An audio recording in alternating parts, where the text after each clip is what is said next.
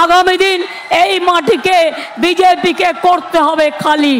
আর BJP টাকা দিতে আসলে টাকাটা নিয়ে নিন, ওটা পকেটে রেখে দিন, বলুন 15 লাখ টাকা দাও, তারপরে তোমায় ভোট দেবো।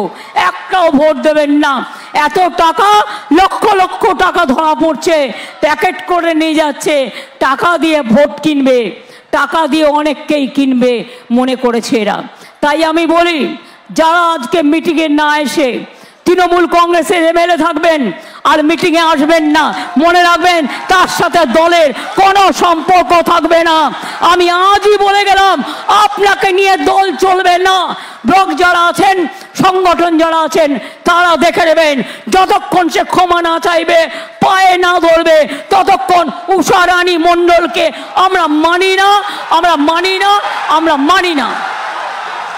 বিজেপির সাথে যারা আঘাত করে তার সাথে আমার কোনো সম্পর্ক নেই, আজ সাথে আমার কোনো সম্পর্ক নেই, কোনো সম্পর্ক নেই। তৃণমূল নেতা তৈরি করে, একজন চলে যায়, কোটি লোক জন্মায়, মা বোনেরা জন্ম দেয় হাজার হাজার লক্ষ লক্ষ লোকেদের। মনে রাখবেন, আপনাদের মতো লোক চাই না।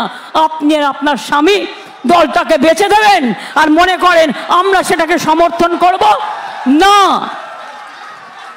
আমি অন্য দলের ব্যাপারেও যেমন কথা বলি, নিজের দলের ব্যাপারেও কথা বলি।